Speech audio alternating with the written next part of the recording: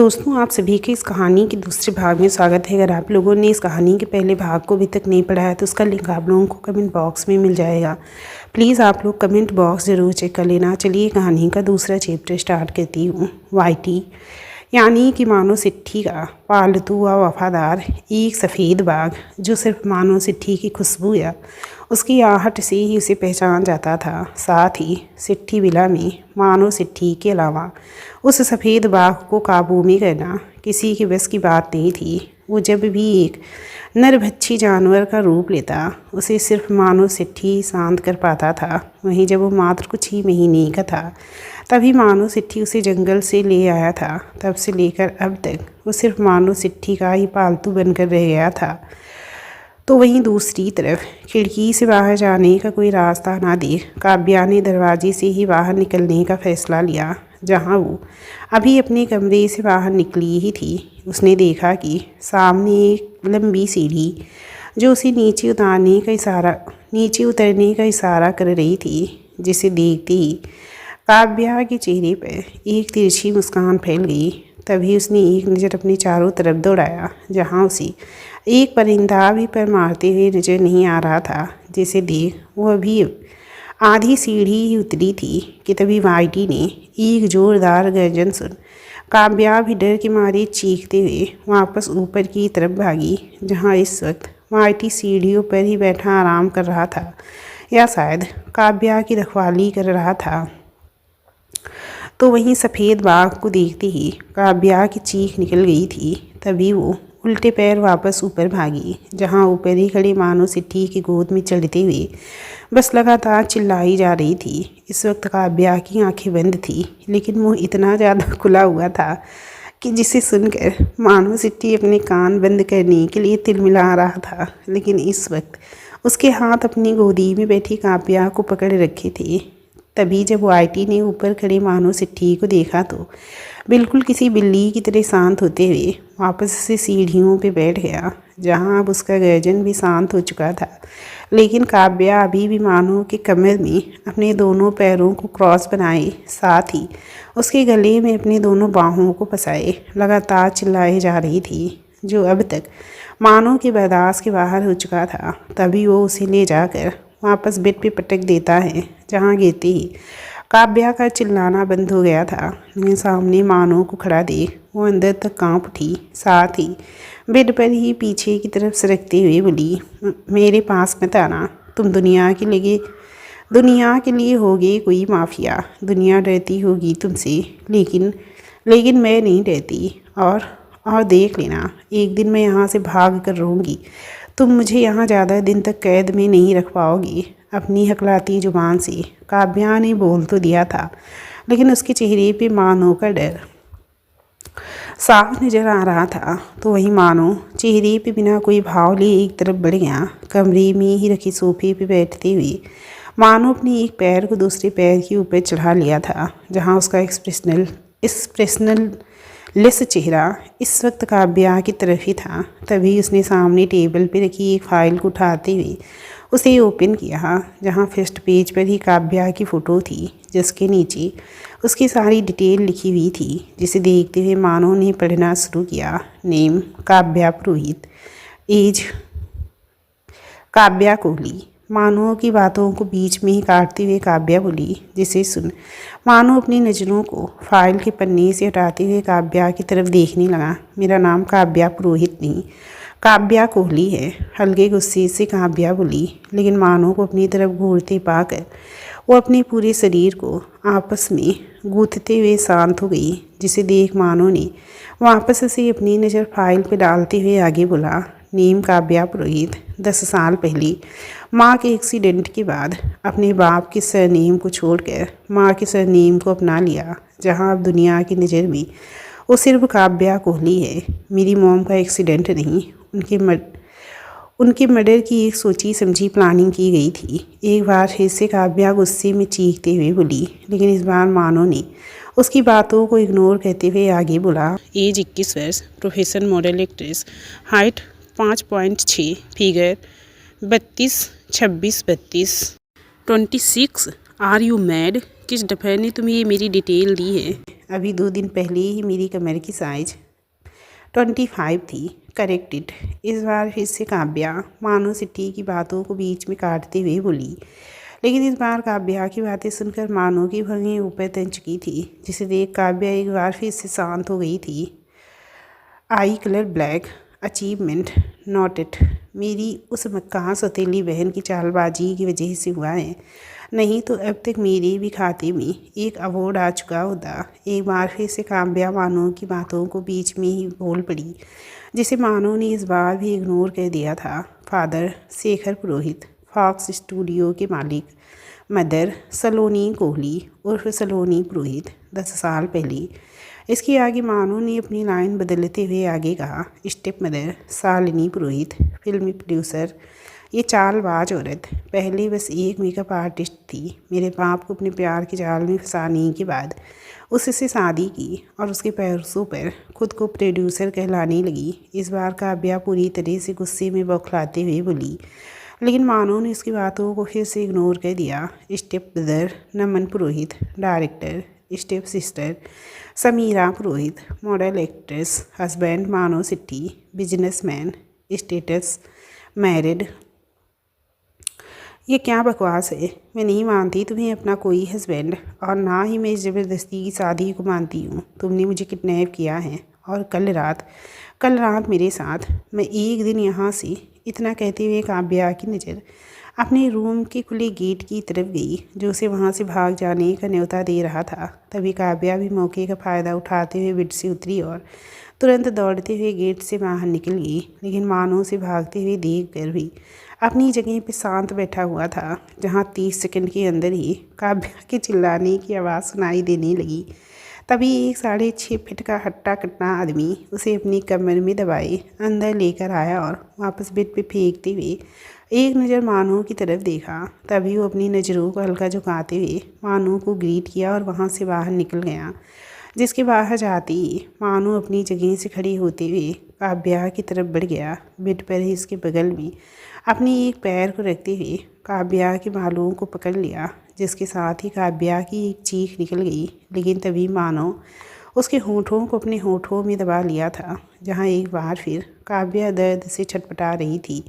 साथ ही वो खुद को मानो की पकड़ से आज़ाद कराने के लिए उसके सीने पे लगातार मुक्के जड़ने लगी थी। लेकिन मानो किसी हैवान की तरह उसके होठों को चबा रहा था, जिसकी वजह से काव्या की आंखों से आंसू छलक पड़े थे।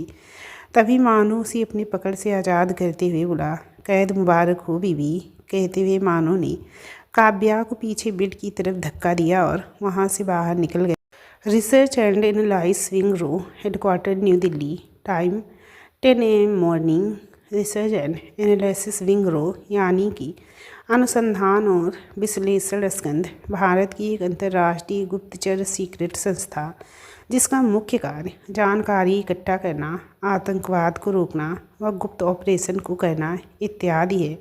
तो वहीं आज अर्ली मॉर्निंग ही रॉ के हेडक्वार्टर मुख्यालय नई दिल्ली में हल्की चहल पहल थी। कॉन्फ्रेंस रूम में कुछ लोग बैठे हुए आपस में बातें कर रहे थे, जहां उन सभी को एक शॉर्ट नोटिस पे बुलाया गया था, लेकिन कारण किसी के पास नहीं था। तभी कॉन्फ्रेंस रूम के गेट को खोलते हुए सामंत गोयल अंदर आए, जिन्हें देखते ही वहां मौजूद सभी अपनी जगह पे सीधे खड़े हो गए। सामंत गोयल वहां मौजूद सीक्रेट एजेंट के संस्था कार्यालय सचिव, उम्र तकरीबन 50-55 के बीच होगी। चेहरे को क्लीन शेव्ड, लेकिन उम्र का पड़ाव कहिए या काम का प्रेशर, आंखों के नीचे काला घेरा हुआ चेहरे पर झुर्रियाँ साफ देखी जा सकती थी, क्योंकि इनके अंडर में सभी सीक्रेट ऑपरेशन को एग्जीक्यूट किया जाता था, जिसकी वजह से इनके कंधों पे एक बड़ी जिम्मेदारी थी। वहीं सामंत गोयल कॉन्फ्रेंस रूम में सीधा अंदर आते ही बस इतना ही बोले, ओके एवरीवन, अपनी कुर्सी की पेटी बांध लीजिए, क्योंकि आज हमें एक मगरमच्छ का शिकार करना है। मगरमच्छ का? Excuse me sir, is it part of joke? वहाँ मौजूद सभी एजेंट एक दूसरे की तरफ देखते हुए बोले, लेकिन सामंत गोयल जो उनके सवाल को पूरी तरह से इग्नोर करते हुए अपने पीछे ही आ रहे एक दूसरे एजेंट को कुछ इशारा करते हुए आगे बोला, समीर, इन्हें उस मगरमच्छ के दर्शन करवाओ जिसका आज हम शिकार करने वाले हैं। समीर अग्निहोत्री, रॉ का सबसे काबिल व होनहार एजेंट, जिसकी उम्र लगभग 26-27 वर्ष होगी, जो सामंत गोयल के इशारे को समझते ही आगे बढ़ा और प्रोजेक्टर ऑन करते हुए एक तरफ खड़ा हो गया जहां सामने लगे डिस्प्ले पर एक आदमी की पिक्चर थी जिसकी उम्र तकरीबन 60-65 वर्ष होगी, जिसे देखते हुए सामंत गोयल ने बोलना शुरू किया, हेलो जेंटलमैन, आज आप लोगों को अचानक से इस तरह बुलाने के पीछे हमारी संस्था का सिर्फ एक ही मकसद है। यहाँ सिर्फ आज ही नहीं, आगे आने वाले भविष्य में भी हमारा पहला कर्तव्य यही है कि हमें अपने देश को अपराध मुक्त करना है, उन्हें उनकी ही भाषा में जवाब देकर उन्हें इस दुनिया से हमेशा के लिए खदेड़ देना है। सर, ये हमारा फ़र्ज़ है और आगे भी हम अपने फ़र्ज़ पर अटल रहेंगे। लेकिन सर, आज इस तरह मगरमच्छ का शिकार करना, ये बात हम समझ नहीं पाए। सामंत गोयल की बातों को सुनते हुए सबके बीच में खड़ा एक एजेंट बोला, जिसे सुन सबके आगे खड़े सामंत गोयल के चेहरे पर एक तिरछी मुस्कान फैल गई। तभी अपने पीछे लगे डिस्प्ले पर एक 60-65 वर्ष के वृद्ध आदमी की पिक्चर की तरफ इशारा करते हुए सामंत गोयल बोले, यशवर्धन ठाकरे, इसे यहाँ मौजूद हर कोई पहचान रहा होगा। यस सर, ग्रुप में पीछे खड़े एजेंट एक साथ बोले। माफिया वर्ल्ड का बेताज बादशाह, जो पहले एक मामूली चोर हुआ करता था, लेकिन धीरे धीरे ड्रग्स बेचने का काम करने लगा। फिर इसका माफिया अंडरवर्ल्ड वालों के साथ उठना बैठना होने लगा। फिर आज ये खुद उनका बादशाह बन चुका है। माफिया वर्ल्ड का भी एक नियम होता है, जो सबसे ज़्यादा ताकतवर व काबिल होता है वो इनकी दुनिया का किंग बनता है, या ये कह सकते हैं कि इनकी दुनिया का उत्तराधिकारी, जो माफिया किंग कहलाता है। जहाँ आज इसी किंग की कुर्सी पर यशवर्धन ठाकरे बैठा हुआ है, तो सर क्या हमें इसी यशवर्धन ठाकरे को मारना है? इस कहीं मगरमच्छ के शिकार से आपका मतलब इस यशवर्धन ठाकरे से तो नहीं है? एक एजेंट ने कहा, जिस पर सामंत गोयल अपनी गर्दन नाम में हिलाते हुए बोला, हमें यशवर्धन ठाकरे से फ़िलहाल में कोई खतरा नहीं है, क्योंकि यशवर्धन ठाकरे सालों पहले सरकार को अपनी जुबान दी थी कि जब तक वो किंग की कुर्सी पर बैठा है तब तक देश की जनता में कोई हिंसा नहीं होगी और ना ही जनता के साथ सुख चैन में कोई बाधा आएगी। एक्सक्यूज़ मी सर, हम अभी तक यहाँ आने का कारण नहीं जान पाए कि हमें इस तरह अर्जेंट नोटिस पर यहाँ क्यों बुलाया गया है। एक एजेंट ने कहा, दरअसल हमें शिकार यशवर्धन ठाकरे का नहीं बल्कि इस शख्स का करना है। कहते हुए सामंत गोयल ने समीर को इशारा किया, जिसके साथ ही डिस्प्ले से यशवर्धन का चेहरा हटते हुए एक नया चेहरा सामने आ गया, जिसे देखते ही वहाँ मौजूद सभी एजेंट चौंक गए थे। जहाँ उनकी आपस में खानाफूसी तक शुरू हो चुकी थी, तभी सबके बीच में एक एजेंट ने बोला, सर, ये चेहरा तो इंडिया के सबसे यंग व इंटेलिजेंट बिजनेसमैन मानो सिट्ठी का है, लेकिन हमें इनका शिकार। उस एजेंट की बातों को सुन सामंत गोयल हल्का मुस्कुराते हुए बोली, अच्छा, तो पहले आप लोग ही बताइए कि डिस्प्ले पे दिखने वाला शख्स यानी कि मानो सिट्ठी के बारे में आप लोग क्या जानते हैं? सर, मानो सिट्ठी को तो इंडिया का बच्चा बच्चा जानता होगा। कोहिनूर होटल्स एंड रिजॉर्ट का मालिक, जिसके ब्रांच आपको इंडिया के हर शहर में देखने को मिल जाएंगे। यहाँ तक कि अब ये भी खबर सुनने को मिल रही है कि इंडिया के बाहर भी कुछ शहरों में इसके होटल्स की ओपनिंग सेरेमनी रखी गई है, जिसका सीधा मतलब यही हुआ कि अब इसका बिजनेस इंडिया के बाहर तक भी फैल रहा है। वहीं इंडिया का सबसे यंग बिजनेस टाइकून, जो अभी मात्र 24 साल का है, हर साल बिजनेसमैन ऑफ द ईयर का अवार्ड जीतता हुआ आ रहा है। यहाँ तक कि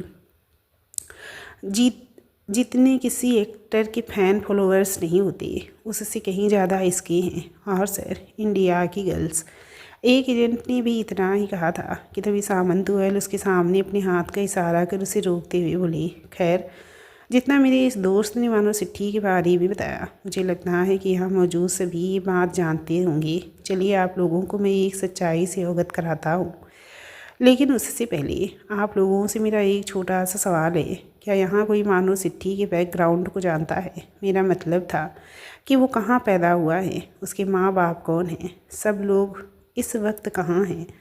सामंत गोयल के इस सवाल पे वहाँ मौजूद एजेंट के चेहरे झुक गए, जिसका मतलब साफ था कि सामंत गोयल के पूछे गए सवालों का जवाब वहाँ किसी के पास नहीं था। जिसे देख वो थोड़ा हंसते हुए बोली, चलिए कोई बात नहीं, फ़िलहाल आप लोग बैठ जाइए क्योंकि कहानी थोड़ी लंबी होने वाली है और उसके बाद मानो सिट्ठी जैसे मगरमच्छ का शिकार करने भी जाना है, तो पैरों को भी आराम की ज़रूरत है। सामंत गोयल की इन बातों को सुनते ही वहाँ मौजूद सभी एजेंट अपनी कुर्सी पकड़ लिए थे, जिन्हें देख वो चेहरे पे एक तिरछी मुस्कान लाते हुए बोली, ये कहानी है मात्र 18 साल पहले की। उस वक्त यशवर्धन ठाकरे का जुर्म अपनी चरम सीमा पर था। गैर कानूनी हथियारों की खरीद, फिरौती, ड्रग्स की सप्लाई, यहाँ तक कि उस वक्त उसने लड़कियों के व्यापार तक को नहीं छोड़ा था। आए दिन इंडिया से लड़कियों का ट्रांसपोर्ट होने लगा था। शहरों व इलाकों में दंगे मारपीट आए दिन होने लगे थे, जहाँ इसकी हरकत ने कानून के नाक में भी दम कर रखा था। तभी कुछ काबिल व जाबाज पुलिस ऑफिसर ने उसे पकड़ने के लिए जाल बिछाया और उसकी किस्मत अच्छी निकली जो यशवर्धन ठाकरे उनकी जाल में फंस गया। लेकिन अचानक से पलक झपकते ही किस्मत की बाजी पलट गई और यशवर्धन ठाकरे उनकी पकड़ से भाग निकला। लेकिन उन ऑफिसर ने भी काफ़ी बुद्धिमानी से जाल बिछाया था, जिससे बचते हुए यशवर्धन ठाकरे थक चुका था। जहाँ बस वो उन पुलिस ऑफिसर के हाथों में आने ही वाला था, तभी दो छोटे लगभग 6 साल के बच्चों ने उसे बचा लिया, क्योंकि उस वक्त ठाकरे खुद को बचाते हुए मुंबई की छोटी बस्तियों में घुस चुका था, जहाँ उन दो बच्चों ने उसे छिपने में मदद की और अंत में उन पुलिस ऑफिसर के हिस्से में सिर्फ हार नसीब हुआ। तो वहीं उन दोनों बच्चों से खुश होकर ठाकरे ने उनसे कुछ मांगने को कहा। तभी उन दोनों बच्चों ने ठाकरे के सामने एक छोटे से बच्चे को रखते हुए कहा, जो भी मात्र कुछ महीने का था, इसे खाना चाहिए और हमें पैसा व पावर चाहिए। उस वक्त एक छोटी उम्र के मुँह के बच्चे से इतनी बड़ी मांग सुनकर ठाकरे थोड़ा चौंक गया, लेकिन तभी उसके चेहरे पर एक शैतानी हंसी फैल गई। साथ ही उसने कुछ सोचते हुए अपनी जेब से एक लोडेड गन निकाली और उन दोनों मासूमों के सामने रखते हुए बोला, जिस दिन इसे चलाना सीख जाओगे, समझ जाना उस दिन से ये दुनिया तुम्हारे कदमों में झुकने लगेगी। और जब दुनिया झुकेगी उस वक्त पैसे और पावर दोनों नंगे पांव दौड़ते हुए तुम्हारे कदमों को चूमेंगे। इतना कहते हुए सामंत गोयल शांत हो गए। तो वहीं उन्हें इस तरह अचानक से शांत होता देख एक एजेंट बोला, सर आगे क्या हुआ? वो दोनों बच्चे कौन थे? क्या उन्होंने उस गन को चलाना सीख लिया? जिसे सुन सामंत गोयल एक लंबी सांस बाहर छोड़ते हुए बोले, वो दो नहीं, उस वक्त वहाँ 3 बच्चे थे जिन्हें खाना, पैसा और पावर चाहिए था। सामंत गोयल के इतना कहते ही वहाँ बैठे सभी एक दूसरे का मुंह देखने लगे, क्योंकि उन तीनों की गिनती में उस छोटे बच्चे की भी गिनती हो रही थी, जो भी मात्र कुछ महीने का ही था। तो क्या जुर्म की दुनिया में उसका भी योगदान है? इन सवालों के साथ सभी एजेंट की नज़रें सामंत गोयल पर टिक चुकी थी, जिसके बिना कुछ कहे ही सामंत गोयल भी उनके अंदर चल रहे सवालों को समझ चुके थे। साथ ही हल्का मुस्कुराते हुए बोली, मुंबई की झुग्गी बस्तियों में ना जाने कितने परिवार आज भी अपनी ज़िंदगी गुजार रहे हैं। 18 साल पहले इन्हीं बस्तियों में एक परिवार था, एक औरत जो गर्भ से होने के बावजूद भी फैक्ट्रियों में काम करते हुए अपने 2 बच्चों का पेट पाल रही थी, जबकि तीसरा अभी उनके पेट में था। पति का साया कुछ महीने पहले ही इस दुनिया से उठ चुका था।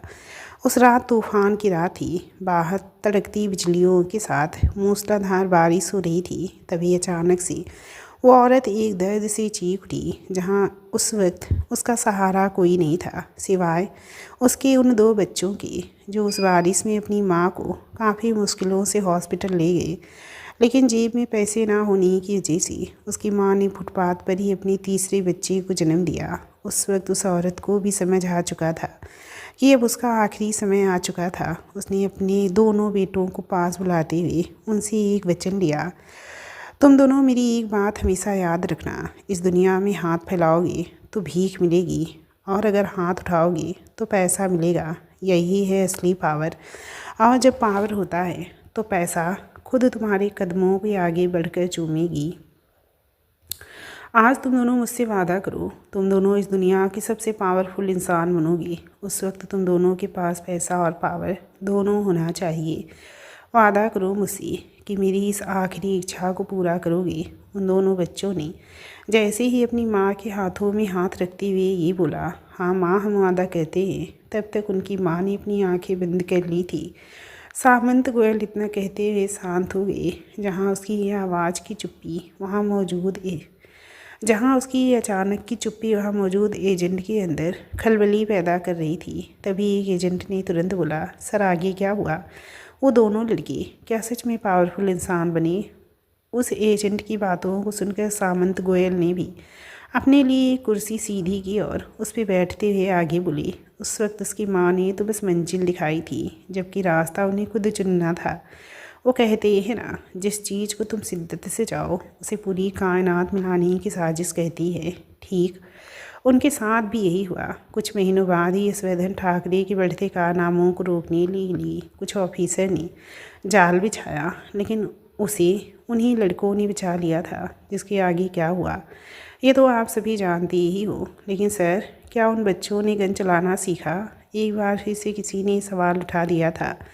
तो वहीं इस बार सामंत गोयल हल्का मुस्कुराते हुए बोली, उन बच्चों ने गन चलाना नहीं सीखा, बल्कि उस वक्त ही चला दिया था। वाट चला दिया था? मतलब उस वक्त यशवर्धन ठाकरे ने अपनी बातों को पूरा करते हुए उनके सामने गन रखी ही थी कि तभी उनमें से एक बच्चे ने पीछे खड़े एक ऑफिसर पे गोली चला दी, जो उस वक्त यशवर्धन ठाकरे को ढूंढने में कामयाब हो चुका था। और वो बच्चा दूसरा कोई नहीं, इंडिया का मशहूर बिजनेसमैन मानो सेठी था।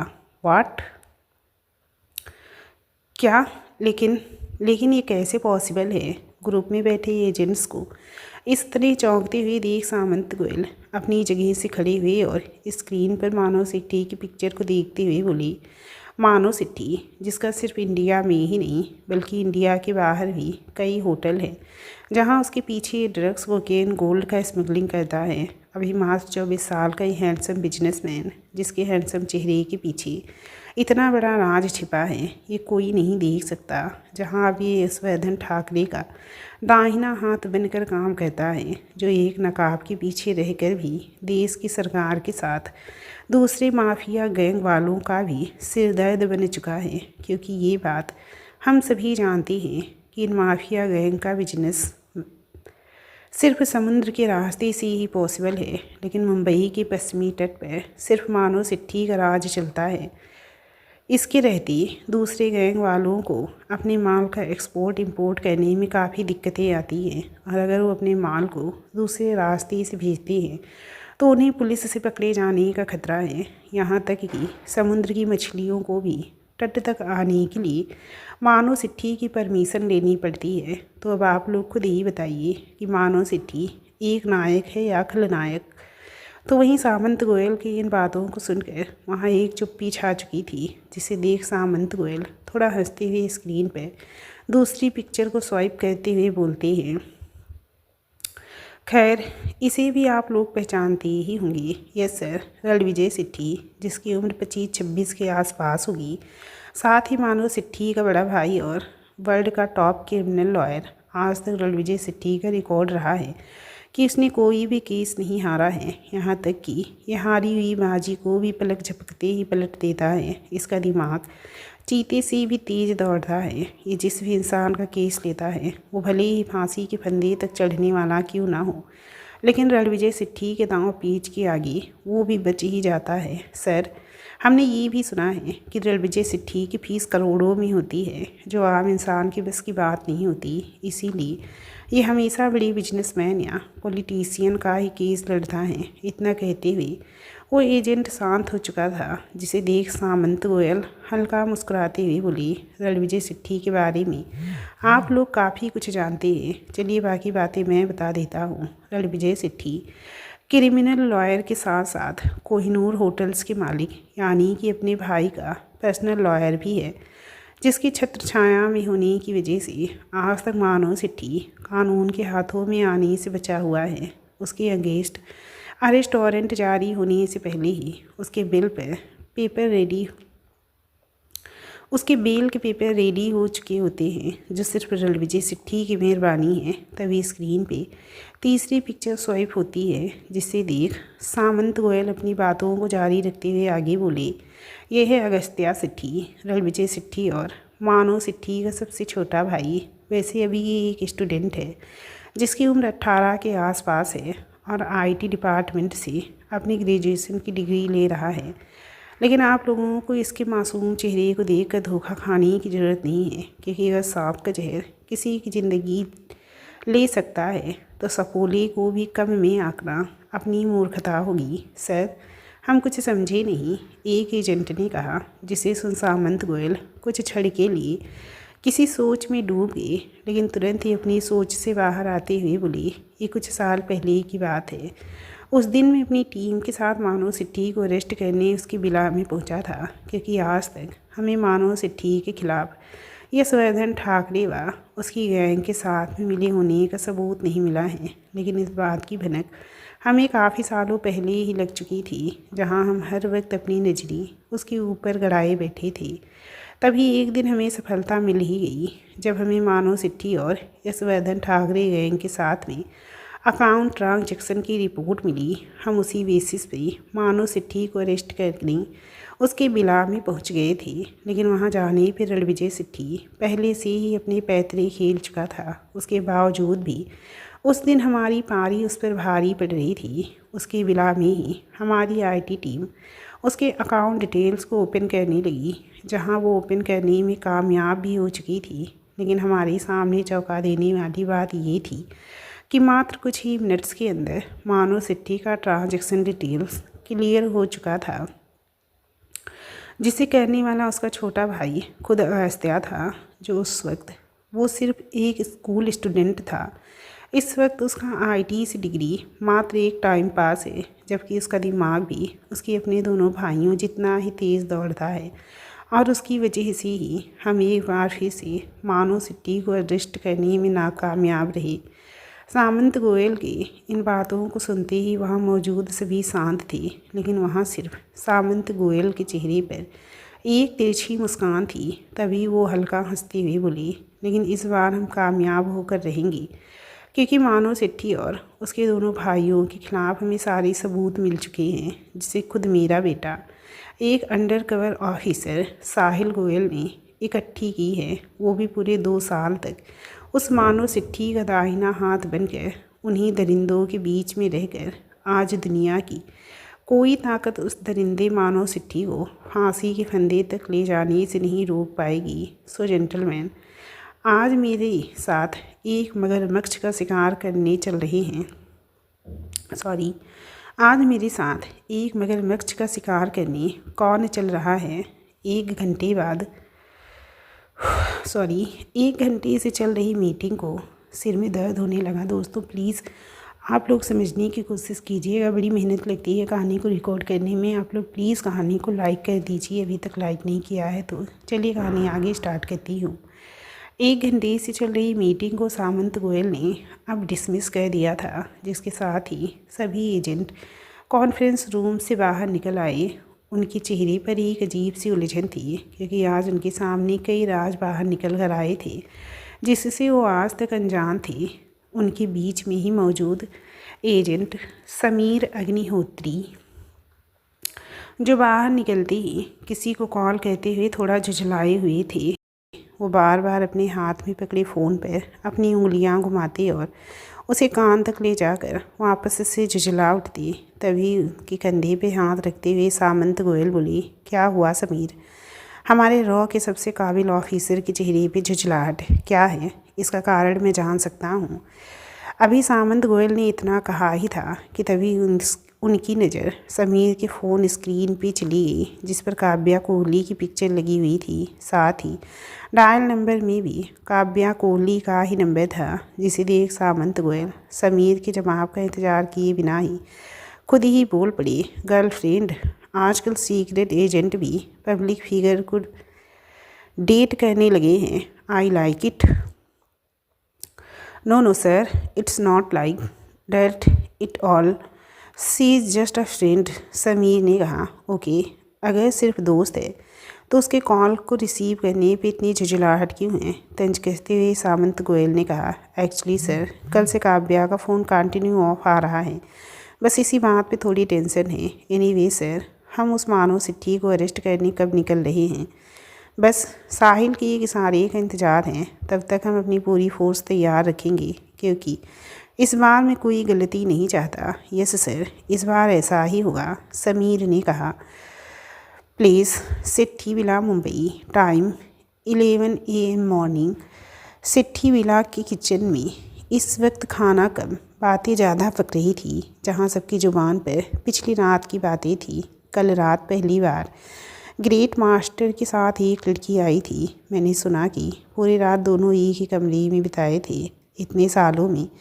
कल पहली बार इस बिला में लड़की, ग्रेट मास्टर भी आखिर एक मर्द हैं। कब तक अकेले रहते? उनकी भी कुछ ज़रूरतें हैं, लेकिन वो लड़की भी कम ढीठ नहीं है। उसे देखने के बहाने ग्रेट मास्टर के कमरे में साहिबा गई थी, लेकिन वहाँ वो महारानी अभी तक ठाठ से सो रही हैं, जैसे खुद को यहाँ की मालकिन समझती हूँ। किचन में काम कर रही नौकरानियों के हाथ से ज़्यादा उनकी ज़ुबान चल रही थी। तभी एक कड़क आवाज़ उनके कानों में गूंजी। सिट्ठी विला में ज़ुबान से ज़्यादा हाथ चलाने की इजाज़त है। जिसकी ज़ुबान जितनी तेज़ चलेगी उतनी ही जल्दी काट भी दी जाएगी। सामने एक 45 वर्ष की महिला खुद के चेहरे को एक नकाब के पीछे छिपाए खड़ी थी, जिसे देखती ही वहाँ सभी नौकरानियों की नज़रें नीचे झुक गई।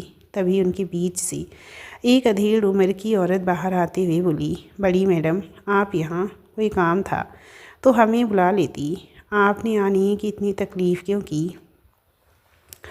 लेकिन वो नकाब में कैद औरत सामने खड़ी दूसरी औरत से बोली, साहिबा, मैंने सुना है कि पिछली रात मानो सिट्ठी कोठी में कोई लड़की लेकर आया है। जी मैडम, साहिबा ने अपनी नज़रें नीचे झुकाते हुए कहा। मैंने ये भी सुना है कि मानो सिट्ठी ने उसे अपनी पत्नी का दर्जा दिया है। मैडम, ये हकीकत है या अफवाह, इसके बारे में हमें अभी तक नहीं बताया गया है। यहाँ तक कि उस कमरे में जाने के बाद भी मैं उसका चेहरा नहीं देख पाई, साहिबा ने कहा। जिसे सुन उस औरत ने साहिबा के सामने एक छोटी सी शीशी बढ़ाते हुए बोली, चाहे वो कोई भी हो, मानो सिट्ठी ने उसे अपनी रानी का दर्जा दिया हो या पटरानी का, लेकिन उसे बच्चा नहीं होना चाहिए। इस दुनिया में मानो सिट्ठी का वारिस नहीं आना चाहिए, ये बात ध्यान रहे। जी मैडम, साहिबा ने अपनी नज़रों को झुकाते हुए उस शीशी को पकड़ लिया। सिट्ठी विला के ही एक बड़े से रूम में सेंटर में किंग साइज का bed, grey and white colour के कॉम्बिनेशन में दीवारों का रंग, जिन पे टंगे महंगे पेंटिंग्स उस रूम को लग्जीरियस बना रहा था। साथ ही उस रूम की काया और ज़्यादा निखर कर तब आई जब रूम में ही अटैच्ड बाथरूम से मानो सिट्ठी सिर्फ एक सफ़ेद तौलियों को अपने कमर में बांधे अंदर दाखिल हुआ। गीले बालों से टपकती पानी की बूंदें जो उसके गले से होते हुए उसके सीने से नीचे लुढ़क रही थी। मस्कुलर फिट बॉडी, काली व गहरी आंखें जो ना जाने कितने राज छुपाए बैठी थी, लेकिन मानो सिट्ठी को जैसी अपनी इस स्मार्टनेस की कोई खबर ही ना हो। शीशे के सामने खुद के बालों को बेरुखी से संवारते हुए अपने कपड़े पहनने लगा।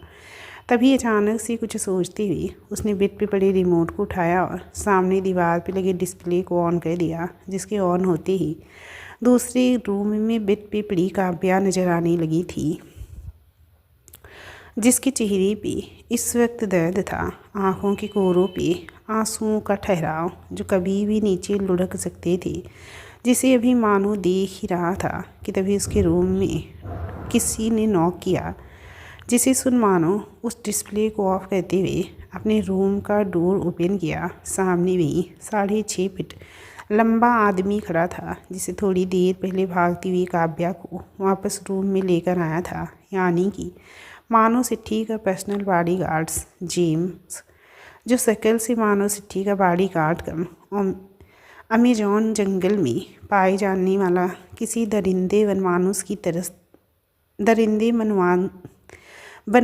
की तरह था, जिसकी पर्सनालिटी के आगे खुद 6 फीट लंबा मानो सिट्ठी भी उसके सीने तक ही आ पाता था। जिसे अपने डोर के सामने खड़ा देख मानो कि भौहें ऊपर तक तन चुकी थी। तभी अपनी भारी आवाज़ में जेम्स ने कहा, ग्रेट मास्टर, बाहर सिक्योरिटी गार्ड का कहना है कि थोड़ी देर पहले कोठी के अंदर बड़ी मैडम आई थी।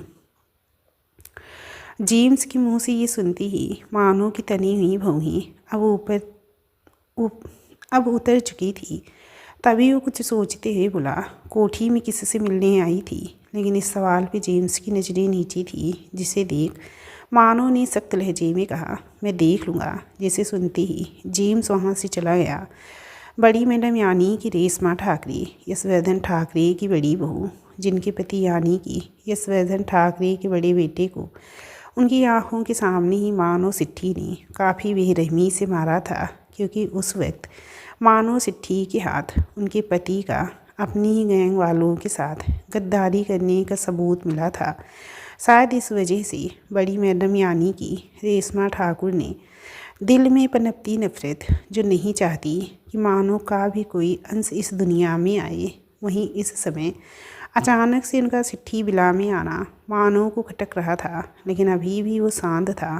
तभी उसकी नज़रें अपने सामने वाले रूम के डोर पर गई, जहाँ बिला की ही एक नौकरानी अपने हाथ में एक नाश्ते की प्लेट को पकड़ी उस रूम के अंदर जाने की तैयारी कर रही थी। जिसे देख मानो अपने लंबे कदमों को आगे बढ़ाते हुए एक कड़क आवाज़ में बोला, रुको ग्रेट मास्टर, वो साहिबा ने नाश्ता भेजा है। अंदर वो लड़की। मानो की आवाज़ सुनते ही वो औरत डर से कांपती हुई बस इतना ही कह पाई कि तभी उसके हाथ से नाश्ते से भरी प्लेट को लेते हुए मानो बोला, जाओ यहाँ से। उस औरत ने बस अपने सिर को हल्का झुकाया और वहाँ से तुरंत नीचे उतर आई। तभी मानो ने एक नज़र प्लेट के ऊपर डाला और दूसरी ही पल सामने रूम की तरफ, जिसके अंदर काव्या कैद थी। दूसरी तरफ मानो को अंदर आते देख काव्या तुरंत बेड से उठते हुए बैठ गई। तभी उसके सामने मानो की खाने की प्लेट रखती हुई कुछ कहता उससे पहले ही गुस्से से चिल्लाते हुए काव्या बोली, मुझे नहीं खाना, मैं मर जाऊंगी। लेकिन तुम्हारे यहाँ का एक निवाला भी नहीं खाऊंगी। मुझे बस घर जाना है। घर? किसके घर जाना है बीबी? शायद तुम भूल रही हो, कल हमारी शादी हुई थी और आज से यही तुम्हारा घर है। आज से यही। मानो सिट्ठी इसके आगे कुछ कहता उससे पहले ही उसके पॉकेट में रखा फ़ोन बज उठा। फ़ोन की स्क्रीन पे फ्लैश हो रहे नंबर को देख मानो थोड़ा झुंझलाते हुए अपना फ़ोन उठाया। लेकिन फ़ोन की दूसरी तरफ मौजूद शख्स की बातों को सुनते ही उसका चेहरा अचानक से उस काले बादल की तरह बदलने लगा था, जो किसी मूसलाधार बारिश के होने का संकेत देता है। तो वहीं उसके चेहरे को गुस्से से काला पड़ता देख काव्या भी अब खुद में सिमटने लगी थी। तभी मानो भी गुस्से से चीखते हुए बोला, मानो सिट्ठी की अदालत में सिर्फ मौत मिलती है, उसे इस बात का अंदाज़ा पहले से ही होना चाहिए था। कहते हुए अपना फ़ोन रूम में ही एक तरफ पटक दिया, जो टुकड़ों में होकर बिखर गया था। तो वहीं काव्या भी उसके गुस्से को देखकर अंदर तक कांप उठी थी। साथ ही अब मानो की गुस्से में खा जाने वाली नज़रों को खुद की तरफ देखता देख काव्या अपने शरीर को एक गठरी में गूंथते हुए बोली, मैं एक मॉडल हूँ, मैं ये पराठे नहीं खा सकती। जहाँ अभी काव्या ने इतना ही कहा था, तभी मानो अपने एक पैर को उठाते हुए बेड पे उसके बगल में रख दिया। साथ ही अपनी एक हाथ से उसके दोनों गालों को दबाते हुए दूसरे हाथ में पकड़े पराठे को उसके मुंह में ठूंसते हुए बोला, यहाँ मेरी मर्जी चलती है, मानो सिट्ठी की मर्जी। यहाँ हवाएं भी अपना रुख बदलने से पहले मेरी इजाज़त लेती हैं। आगे से ध्यान रहे, तुम कोई मॉडल नहीं, सिर्फ और सिर्फ मानो सिट्ठी की बीवी हो। और मैं कोई बात दोबारा नहीं कहता। मानो की इस तरह चीखती साथ ही उसके बर्ताव को देख काव्या की आंखें छलक पड़ी थी। लेकिन मानो से इग्नोर करते हुए वहाँ से जाने लगा। तभी काव्या के मुंह में ठूंसा हुआ पराठा भी अब नीचे गिर पड़ा था। साथ ही अपने छलकते आंसुओं को साफ करते हुए बोली, आखिर मेरी गलती क्या है? मैं तो तुम्हें जानती भी नहीं, फिर भी मेरे साथ ये सब क्यों कर रहे हैं? लेकिन मानो उसके सवाल का जवाब दिए बिना ही वहाँ से बाहर निकल गया। एक अंधेरी जगह, जिसमें एक तरफ पट्टी में बंधा वाइटी, जिसकी गरज से वो पूरी जगह कांप रहा था। तभी वहाँ कुछ कदमों की आहट सुनाई दी, जिसे सुनते ही वाइटी अपनी जगह पे शांत बैठ गया, जिसका मतलब था कि उन कदमों की आहट में मानो सिट्ठी भी शामिल है, जिसे बिना देखे वाइटी पहचान चुका था। तभी उस अंधेरी जगह में चारों तरफ रोशनी फैल गई, जिसके फैलते ही उस जगह के कोने कोने का अंधेरा गायब हो चुका था। जहाँ बीच में बैठी एक सोफे पे मानो सिट्ठी को देख वाइटी अभी अपनी पूँछ हिला ही रहा था कि तभी उसे कुछ कदमों की आहट सुनाई दी। मानो सिट्ठी का बॉडीगार्ड जेम्स अपनी कमर में दबाए एक अधमरे इंसान को लाते हुए मानो सिट्ठी के कदमों के पास पटक दिया, जिसकी अभी सांसें चल रही थी, लेकिन उसके चेहरे व फटे कपड़ों से बहते खून को देखकर लग रहा था कि जैसे उसे काफ़ी बुरी तरह से मारा गया हो। तभी मानो भी उसके सिर पर अपने पैर रखते हुए बोला, साहिल गोयल, 2 साल तक कुत्ते की तरह मेरी वफादारी करने वाला, आज इसकी ये हालत। रो का पुराना नौकर सामंत गोयल का इकलौता वारिस, जब उसे ये पता चलेगा कि उसके बेटे के साथ उसके सीक्रेट मिशन की भी चिता जल चुकी है, उस वक्त क्या गुजरेगी उस बुढ़े पर। इस वक्त मानो सिट्ठी की आंखें गुस्से में लाल नजर आ रही थी, चेहरा कांप रहा था। जहां इस वक्त उसका बॉडीगार्ड जेम्स गुस्से में लंबी लंबी सांसें भर रहा था, साथ ही वो जगह भी मानो के आदमियों से भरी हुई थी, जो ज़मीन पर औंधे मुंह पड़ी साहिल गोयल को खा जाने वाली नज़रों से घूर रहे थे। तभी एक आदमी जिसने वाइट शर्ट, ब्लैक कोट व पैंट पहने हुए मानो के सामने अपनी गर्दन झुकाए खड़ा हो गया। स्ट्यू, रॉ के इस वफादार कुत्ते की यहाँ से वो चिप मिली या नहीं? स्ट्यू, मानो का पर्सनल असिस्टेंट, जिसकी उम्र लगभग 35-40 के आसपास होगी, अपनी गर्दन नीचे झुकाए हुए ही बोला, ग्रेट मास्टर, मैंने उसकी पूरी जगह को छान मारा है, लेकिन उस चिप के साथ साथ आपके खिलाफ इकट्ठा किए गए कोई भी सबूत हाथ नहीं लगा, जिस वजह से मैंने इसकी पूरी जगह को जला दिया है। मानो के असिस्टेंट स्टीव ने अभी इतना ही कहा था कि तभी ज़मीन पे पड़े औंधे मुँह साहिल गोयल ठहाके लगाते हुए बोला, इस जन्म में तो क्या, अगले 7 जन्मों में भी तुम अपनी बर्बादी के सबूत को नहीं ढूंढ पाओगी। जितना जोर लगाना है लगा लो मानो सिट्ठी, तुम चाहो तो मुझे मार भी दो, लेकिन अपनी बर्बादी के खिलाफ अपनी बर्बादी के खिलाफ बुने जाल से अब तुम्हें कोई नहीं बचा पाएगा। अभी साहिल गोयल ने इतना कहा ही था कि मानो अपनी फुल लोडेड गन की सभी गोलियों को साहिल गोयल के सिर पर उतार दी, जहां साहिल गोयल के शरीर ने पलक झपकते ही हरकतें करना बंद कर दिया था, जिसे देख स्टीव थोड़ा हैरान हुआ। ग्रेट मास्टर, यह आपने क्या किया? अभी तो इसने बताया भी नहीं था कि आपके खिलाफ वो सारे सबूत इसने कहाँ इकट्ठा करके रखा हुआ है। कहीं वो सबूत उस सामंत गोयल के पास तो नहीं? अभी उस सामंत गोयल के पास कोई सबूत नहीं पहुंचा है। इनफैक्ट अभी वो अपने बेटे के मैसेज का वेट कर रहा है कि कब उसका ये काबिल बेटा उसे कोई इशारा दे और वो यहाँ अपनी बारात लेकर आ धमके। स्टीव की बातों को बीच में काटते हुए रणविजय सिट्ठी बोला, जो अभी तुरंत ही उस जगह पे एंटर किया था। साथ ही वो मानो की तरफ देखते हुए आगे बोला, एक बुरी खबर है सामंत गोयल, और उसकी इस सीक्रेट मिशन की खबर काबली गैंग वालों को भी लग गई है। साथ ही तुम्हारी गिरफ्तारी और हमारे गैंग का हमेशा के लिए सफाया की अफवाह को सुन आज रात उनका करोड़ों का सोना पश्चिमी तट पे आ रहा है। मानो अगर ऐसा होता है तो समझ लो हमारी हुकूमत का 1/4 हिस्सा ख़त्म हो जाएगा। लेकिन अगर तुम उस माल को हथियाने में कामयाब हो जाते हो तो हम थाईलैंड में बैठे उस सीख से अरबों में सौदा कर सकते हैं। ब्रदर, आपको लगता है कि मेरे रहते ऐसा हो पाएगा? जो इलाका मेरा है उस पर कोई कानून अपना हक जमा सकती है और ना ही कोई आवली काबली गैंग वाली। बस आप बस कल सुबह का इंतज़ार कीजिए। इतना कहते हुए मानो सिट्ठी साहिल गोयल के सिर को अपने पैरों से हटाते हुए आगे बढ़ा और अपने असिस्टेंट स्टीव के पास जाते हुए बोला, उस रॉ के वफादार कुत्ते के पास मेरा स्पेशल तोहफा पहुंचा देना। आखिर वो भी एजेंट से पहले एक बाप है और एक बाप का पूरा हक होता है कि अपने बेटे का अंतिम संस्कार अपने हाथों से करे। ओके?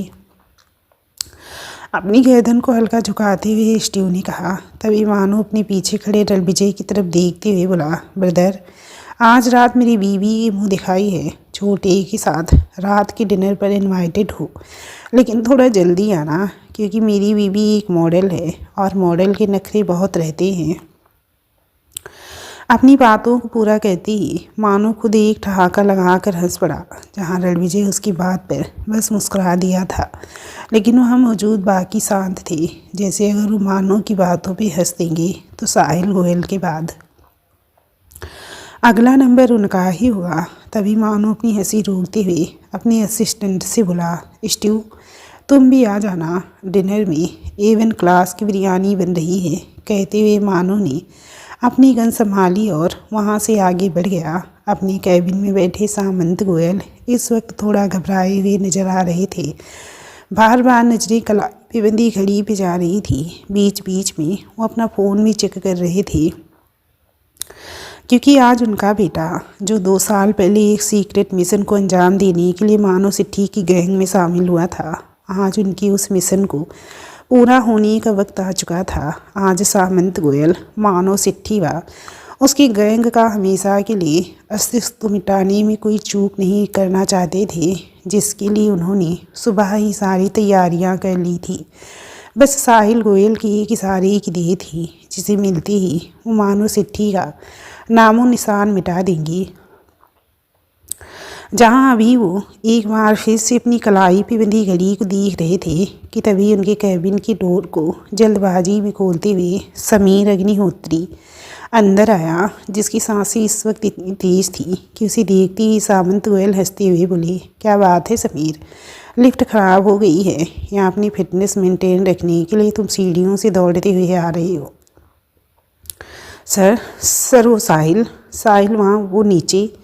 क्या साहिल? समीर तुम क्या बोल रहे हो? साहिल ने कोई मैसेज दिया है? समीर की आधी अधूरी लेकिन हकलाती आवाज़ को सुन सामंत गोयल खुद ही उसकी अधूरी बातों को पूरा करने की कोशिश करने लगी, लेकिन समीर अग्निहोत्री, जिसका गला अभी भी पूरी बात निकलने में असमर्थ था, जिसे देखकर इस बार सामंत गोयल थोड़ा झुंझलाते हुए बोले, तुम साइड हटो, मैं खुद देख लेता हूँ। कहते हुए सामंत गोयल खुद ही नीचे आने की ग्राउंड फ्लोर पर उतर आए, जहाँ एक तरफ काफ़ी भीड़ को जमा देख सामंत गोयल थोड़ी कड़क आवाज़ में बोले, वहाँ क्या हो रहा है? तुम लोगों से कोई एक मिशन ठीक तरीके से पूरा नहीं होता, लेकिन गप्पेबाजी में सबसे ज़्यादा अव्वल हो। सामंत गोयल की इस कड़कड़ाती आवाज़ को सुनकर भीड़ ने खुद ही उन्हें आगे बढ़ने का रास्ता दे दिया था। जहां भीड़ में होने के बाद भी सबके शांत चेहरे को देख सामंत गोयल थोड़ी हैरानी से आगे बढ़ी। तभी अचानक से सामने ज़मीन पे एक काफ़ी यानी की ताबूत के अंदर अपने बेटे साहिल गोयल को लेटे हुए देखकर वो चौंक गए, जहां उस वक्त उनका एक हाथ उनके सीने की तरफ बढ़ गया और साथ ही कदम लड़खड़ा गए, जिसे देख वहाँ मौजूद एजेंट उन्हें पकड़ने के लिए आगे बढ़े ही थे कि सामंत गोयल ने अपने दूसरे हाथ के सहारे से उन्हें रोक दिया और खुद को संभालते हुए उस ताबूत के करीब बैठ गए। इस वक्त उनके बेटे के पूरे शरीर को एक सफ़ेद चादर से ढका गया था, बस चेहरे को खुला छोड़ दिया गया था, जिस पर मानो सिट्टी की उन 6 गोलियों के निशान थे जो उसके पीछे से मारा था, जिसकी वजह से पूरे चेहरे की हालत ख़राब हो चुकी थी। उसने अपनी आँखों के सामने अपनी बेटी की हालत देखते ही सामंत गोयल का शरीर सुन्न पड़ चुका था, लेकिन आँखें बिना पलके झपकाए बस सामने अपनी बेटी को ही देख रही थी। तभी उनके पीछे ही हाँफते हुए समीर अग्निहोत्री भी आकर खड़ा हो गया, जहां उसने ज़मीन पे बैठे सामंत गोयल के कंधे पे अपना हाथ रख दिया था, जिसे महसूस करते ही सामंत गोयल अपनी गर्दन को ऊपर उठाते हुए बोली, एक बार फिर से हम नाकामयाब हो गई। कहते हुए अपनी जगह पे खड़े हुए और वहाँ से जाने के लिए पीछे मुड़े ही थे कि उन्हें अचानक से याद आया, एक बार पहले भी उनका बेटा एक ऐसे ही किसी सीक्रेट मिशन पे गया हुआ था, जहां वो काफ़ी बुरी तरह से जख्मी हो चुका था, जिसे तुरंत हॉस्पिटल में एडमिट करवाया गया, जहां उस वक्त उनका बेटा मौत के मुंह में जाने से बस एक कदम पीछे रह गया था। उस वक्त भी सामंत गोयल को लगा था कि वो अपने मिशन में फेल हो गए। लेकिन जब उनके बेटे को होश आया तो पता चला कि उनके बेटे यानी कि साहिल गोयल ने एक माइक्रोचिप अपने अपने अंकल में ऑपरेट करके छुपाया हुआ था, जो होश आने पर सामंत गोयल को सौंप दिया और उनका वो सीक्रेट मिशन सक्सेसफुल रहा। वहीं आज एक बार फिर से उस मिशन और अपने बेटे की काबिलियत को समझते हुए सामंत गोयल वापस अपने बेटे के पार्थिव शरीर की तरफ मुड़े और अपने पीछे खड़े समीर अग्निहोत्री से बोले, समीर, साहिल की बॉडी को पोस्टमार्टम के लिए भेज दो। मुझे पूरा भरोसा है कि मेरे बेटे ने अपनी इस कुर्बानी को व्यर्थ नहीं जाने दिया होगा। उस मानव सिट्ठी के खिलाफ ज़रूर कोई सबूत छोड़ा होगा। लेकिन सर, पास ही खड़े एक एजेंट ने कहा, लेकिन क्या तुम लोग? हल्के गुस्से में सामंत गोयल ने इतना कहा ही था कि तभी एक दूसरे एजेंट ने साहिल के ऊपर से चादर हटा दी, जिसे देखते ही सामंत गोयल के साथ साथ पीछे खड़े समीर अग्निहोत्री की भी आंखें चौंकते हुए बड़ी हो चुकी थी, क्योंकि ताबूत में लेटा हुआ साहिल गोयल का धड़ तो था, लेकिन शरीर की जगह पर सिर्फ उसके शरीर का कंकाल बचा हुआ था, जैसे किसी जानवर ने उसके शरीर के कोने कोने के मांस को नोच कर खा गया हो, जहां अब सिर्फ हड्डियां यानी कि कंकाल ही रह गया था। प्लेस सिट्ठी बिला मुंबई, टाइम 4 PM इवनिंग। एक तरफ अपनी बेटी की ऐसी हालत देख सामंत गोयल किसी सदमे में जा चुकी थी, तो वहीं दूसरी तरफ उनके बेटे को सही पते पे भेजने के बाद मानो सिट्ठी अपनी विला में पहुंच चुका था। इस वक्त उसका बॉडीगार्ड जेम्स भी उसके साथ ही सिट्ठी विला में आ रहा था। तभी दोनों के कानों में कुछ लोगों की आवाज़ें गई, जो एक ग्रुप में थी लेकिन धीमी थी, जैसे कुछ लोग आपस में किसी गंभीर बात पर चर्चा कर रहे हों, लेकिन उनके अलावा कोई और ना सुन पाए। जिस वजह से आवाज़ धीमी थी, जिसे सुन मानो सिट्ठी ने भी अपनी नज़रें उस बिला के चारों तरफ दौड़ाते हुए सीढ़ियों से ऊपर चढ़ने लगा, क्योंकि आवाज़ ऊपर से ही आ रही थी। अभी ऊपर चढ़ा ही था कि उसके कदम रुक गए। चेहरे पे गुस्से की लकीरें पड़ने लगी थी, क्योंकि बिला के लगभग सभी फीमेल सर्वेंट इस वक्त काव्या के रूम के बाहर खड़ी आपस में कुछ खुसर फुसर कर रही थी, जिन्हें इस तरफ देख मानो की भौहें अब तक ऊपर तन चुकी थी। साथ ही एक कड़क आवाज़ में बोला, यहाँ क्या हो रहा है? मानो की इस कड़कड़ाती आवाज़ को सुनते ही वहाँ मौजूद सभी सहम गई थी, जिनकी नज़रें तो मानो की तरफ घूम गई थी, लेकिन कदम पीछे हट गए थे। तभी बिला के सभी सर्वेंट की बागडोर संभालने वाली साहिबा थोड़ी हकलाती आवाज़ में बोली, ग्रेट मास्टर, वो लड़की जो कल रात आई थी वो अभी तक नहीं गई है, बल्कि सुबह नाश्ते के बाद से ही खुद को कमरे के अंदर बंद करके रखी हुई है। उसने दोपहर का खाना खाया। इस बार फिर से कड़कती आवाज़ के साथ मानो ने साहिबा से पूछा, नहीं ग्रेट मास्टर, सुबह जब मैं नाश्ते की प्लेट वापस लेने आई थी तभी मैंने देखा कि उसने अंदर से दरवाजे को बंद कर रखा है। अपने सिर को नीचे झुकाए साहिबा ने कहा, जिसकी बातें सुन मानो की आंखें छोटी हो चुकी थी। तभी कुछ सोचते हुए उसने एक नज़र वहाँ खड़े सर्वेंट की तरफ देखते हुए कहा, वो कोई मामूली लड़की नहीं है, वो इस बिला और तुम लोगों की मालकिन है। उम्मीद करता हूँ अपनी मालकिन से कैसे पेश आते हैं मुझे सिखाने की ज़रूरत नहीं पड़ेगी। मानो कि इतना कहते ही सर्विस सर्वेंट की नज़रें चौंकती हुई बड़ी हो गई थी। पैरों तले ज़मीन खिसक चुकी थी, लेकिन उनके चेहरे पे आए भाव को पूरी तरह से इग्नोर करते हुए मानो ने आगे कहा, आज से जिसकी भी ज़ुबान उसके खिलाफ़ कोई बदसलूकी करने के लिए चलेगी, उसकी ज़ुबान के साथ साथ उसका धड़ भी अलग कर दिया जाएगा। ये बात ध्यान रहे। जाओ यहाँ से सब। जी ग्रेट मास्टर। मानो भी एक बार फिर से गुस्से में चीखते देख सभी सर्वेंट अपनी जान बचाती हुई वहाँ से जल्दबाजी में भागने लगी, लेकिन तभी मानो फिर से उनके कदमों को रोकते हुए बोला, आज से रात के खाने के तुरंत बाद सभी सर्वेंट अपने क्वार्टर में रहेंगे। बिला के अंदर मुझे कोई भी घूमते हुए नज़र नहीं आना चाहिए। मानो कि इस बात को सुनने के बाद भी सभी सर्वेंट अपनी नज़रें नीचे किए हुए ही बस अपनी गर्दन हिला दी और वहाँ से चली गई।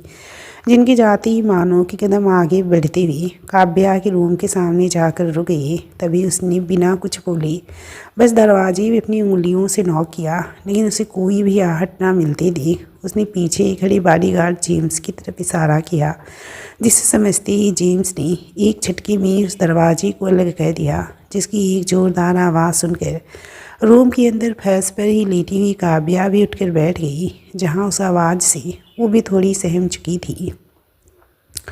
लेकिन अपने सामने मानो को खड़ा देख उसने तुरंत अपनी नज़रें फेर ली। तब तक मानो भी उसके सामने ही बैठते हुए अपने हाथ काव्या के चेहरे की तरफ बढ़ा दिया, लेकिन वो उसके चेहरे को छू पाता उसके पहले ही काव्या ने उसके हाथ झटक दिए। साथ ही उसके चेहरे पे हल्के गुस्से के भाव भी नज़र आ रहे थे, जिसे देख मानो के चेहरे पर एक तिरछी मुस्कान फैल गई। अपने हाथों को काव्या की तरफ से वापस लेते हुए बोला, बेबी गर्ल, मैंने सुना है कि तुमने आज खाना नहीं खाया। ऐसे में तो भूख से मर भी सकती हो। मैंने पहले ही कहा है मर जाऊंगी, लेकिन तुम्हें यहाँ का एक निवाला नहीं खाऊंगी। मुझे बस मेरे घर जाना है। मानो की तरफ हल्के गुस्से में देखती हुई काव्या बोली। लेकिन तभी मानो अचानक से जिसके चेहरे के भाव बदल गए थे, तुरंत काव्या के गले को काफ़ी मजबूती से पकड़ते हुए बोला, घर घर घर, कितनी बार बताना पड़ेगा कि अब से यही तुम्हारा घर है और मैं तुम्हारा हस्बैंड। जहां अब तक मानो की मजबूत पकड़ की वजह से काव्या की सांसें अटकने लगी थी, साथ ही उसने अपने दोनों हाथों से मानो की उस हाथ को पकड़ लिया था। आंखें छलक पड़ी थी, चेहरा लाल हो चुका था, लेकिन इन सब बातों को इग्नोर करते हुए मानो उसके चेहरे के करीब जाते हुए बोला, बेबी गर्ल, जितना जल्दी हो सके इस बात को समझ लो, तुम्हारे लिए उतना ही बेहतर होगा। कहते हुए मानो ने काव्या को हल्का पीछे की तरफ धक्का देते हुए उसके गले को अपनी पकड़ से आज़ाद कर दिया। साथ ही अपनी जगह से खड़े होते हुए वो पास ही टेबल पर रखे पानी के गिलास को उठाया और काव्या के सामने रख दिया। तो वहीं काव्या मानो की पकड़ की वजह से जो काफ़ी बुरी तरह से खांस रही थी, पानी के गिलास को पकड़ते हुए जल्दी जल्दी पानी पीने लगी। उसकी सांसें काफ़ी तेज़ थी। वो फर्श पर ही पड़े बस अपने गले को पकड़े उसे आराम देने की कोशिश कर रही थी। तब तक मानो भी रूम में ही रखे सोफे पे बैठते हुए बोला, वैसे तुम ये बार बार अपने किस घर जाने की बात कहती हो? अरे तुम्हारे अपने घर में तो तुम्हारी कोई इज्जत है नहीं। मेरा मतलब कि वहाँ तो किसी को तुम्हारी परवाह तक नहीं है। खुद को देख लो, 2 दिन से गायब हो, लेकिन तुम्हारे घर वालों ने तो तुम्हारी अब तक तलाश भी जारी नहीं की है। उन्हें तो इस बात का भी कोई गम नहीं है तुम मर गई हो या जिंदा हो। कहीं तुम्हें किसी ने किडनैप तो नहीं कर लिया? इतना कहते हुए मानो ने अपना एक पैर दूसरे पैर के ऊपर चढ़ा लिया था। साथ ही उसकी नज़रें काव्या पर ही टिकी हुई थी। तो वहीं अभी तक फर्श पे बैठी ही काव्या मानो की बातों को सुनते ही जैसे किसी सोच में डूब गई थी। चेहरा उदासी से भरा हुआ नजर आ रहा था, लेकिन तभी कुछ आवाज़ को सुनते ही वो अपनी सोच से बाहर आ गई। एक आदमी अपने साथ अनगिनत कपड़े जो एक हैंगर से लटक रहे थे उन्हें ढकेलते हुए अंदर आया और रूम के एक कोने में खड़ा करते हुए खुद भी सीधा खड़ा हो गया, जिसे देख मानो काव्या की तरफ देखते हुए बोला, जेम्स से तुम्हारी मुलाकात आज सुबह हो चुकी है और ये है स्टीव, मेरा असिस्टेंट। आज से ये मेरा ही नहीं तुम्हारा भी असिस्टेंट है। तुम्हें किसी भी चीज़ की ज़रूरत हो तो तुम स्टीव से बता सकती हो। मेरी गैर मौजूदगी में भी ये तुम्हारे साथ रहेगा। वाट? क्या? उस सीक्रेट एजेंट को मारने के बाद ग्रेट मास्टर का दिमाग घूम गया है जो मुझे इस लड़की के साथ है। वेट सेकंड, ये लड़की मुझे जानी पहचानी से क्यों लग रही है, जैसे मैंने इसे पहले भी कहीं देखा है, लेकिन कहाँ? मानो की बातों को सुनकर स्टीव थोड़ा हैरान हुआ कि अब उसे काव्या का असिस्टेंट बनना पड़ेगा। लेकिन जब उसकी नज़र फर्श पे पड़ी काव्या पे गई तो वो थोड़ा सोच में पड़ चुका था, क्योंकि काव्या उसे जानी पहचानी सी लगी, लेकिन उसने काव्या को कहाँ देखा था। इस वक्त उसे ये याद नहीं आ रहा था। लेकिन तभी मानो की बातों को सुनकर वो चौंक भी गया, क्योंकि उस वक्त मानो उसकी तरफ ही देखते हुए बोला, स्टीव, ये है काव्या कोहली, द सुपरस्टार काव्या कोहली। खुद को मॉडल कहती है तो ध्यान रहे, इनकी नकरी भी बहुत रहेंगी, संभाल पाओगी।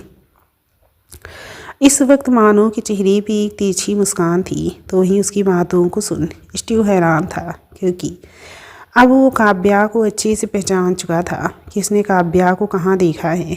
लेकिन काव्या मानो के चेहरे के बदलते एक्सप्रेशन से हैरान थी, क्योंकि इस वक्त मानो की हर लाइन पर उसके एक्सप्रेशन बदल रहे थे। जो थोड़ी देर पहले उसने गुस्से में काव्या की गर्दन पकड़ ली थी, तो वहीं अब उसके चेहरे पे एक तिरछी मुस्कान थी। इस वक्त तो काव्या के ऊपर तंज कसने में बिजी था।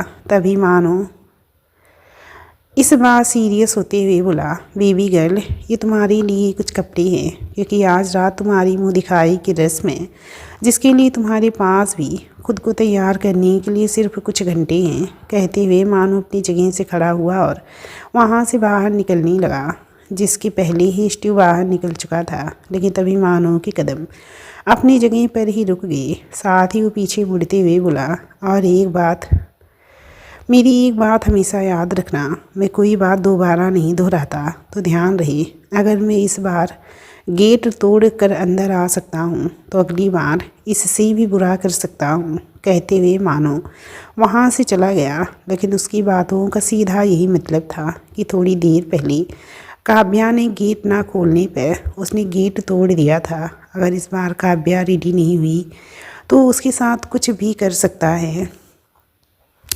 दोस्तों, इस कहानी की इस चैप्टर का एंड यहीं पे कहती हूँ। आप लोगों को कहानी अच्छी लगी हो तो प्लीज़ कहानी को ज़्यादा से ज़्यादा लाइक, चैनल को सब्सक्राइब करें फ्रेंड्स, और प्लीज़ कमेंट करके बताएं कि कहानी आपको कैसी लगी। चलिए मिलती हूँ कहानी के नेक्स्ट चैप्टर के साथ।